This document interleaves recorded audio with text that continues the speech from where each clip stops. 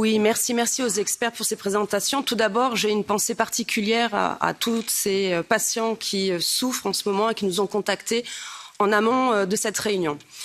Mes questions sont adressées à Monsieur Piot, professeur et conseiller spécial sur le Covid auprès de la Commission européenne, mais n'empêche pas, mesdames, de aussi compléter les réponses à mes questions. Vous savez que le CDC a enregistré des dizaines de milliers de cas d'effets secondaires suite aux injections Covid. Dans vos études, le phénomène de Covid long se produit lorsqu'après une infection par le Covid, les symptômes persistent pendant plus de 12 semaines. Santé publique France dit que les résultats montrent que 30% des personnes ayant eu une infection par le Covid présentaient les critères d'un Covid long et que le médecin généraliste est le professionnel de santé le plus consulté par ces patients. Toutefois, on aurait pu penser que les personnes injectées étaient protégées de ce phénomène. Or, il n'en est rien. Est-ce que le Covid long a été modifié par la vaccination, oui ou non?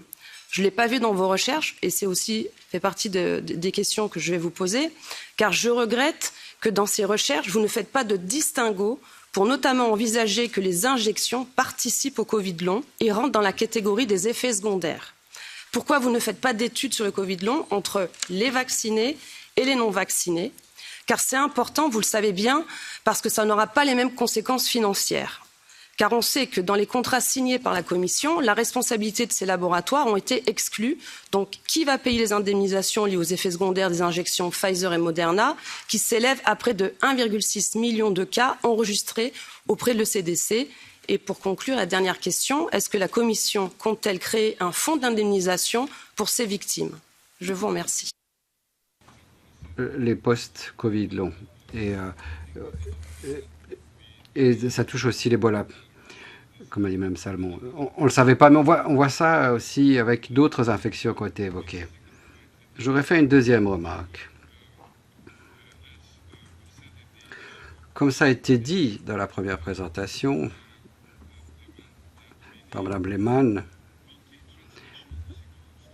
il faut aussi des études transnationales. Parce qu'il nous faut des chiffres importants pour aborder la question de façon crédible.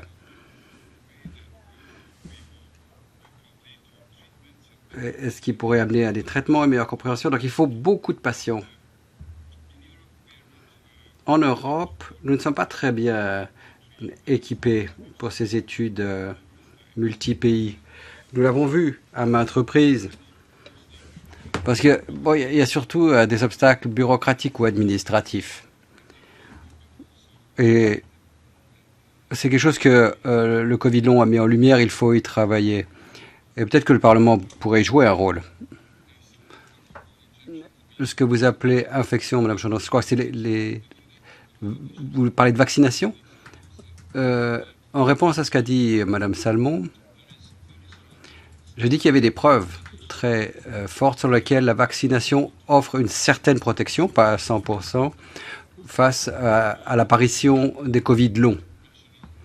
Voilà, pour moi, c'est une bonne raison de vacciner même les plus jeunes, qui n'appartiennent pas à la catégorie de plus de 65 ans et donc plus vulnérables.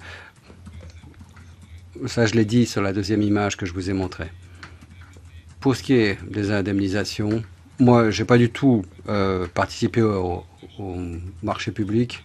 Je crois qu'il y a des règles nationales, mais ce qu'il nous faut, je crois, c'est que l'Agence européenne de médicaments donne les détails, les données sur les effets secondaires, et après on verra quels sont les mécanismes existants d'indemnisation après les vaccins. Car ces mécanismes, ils existent dans tous les États membres.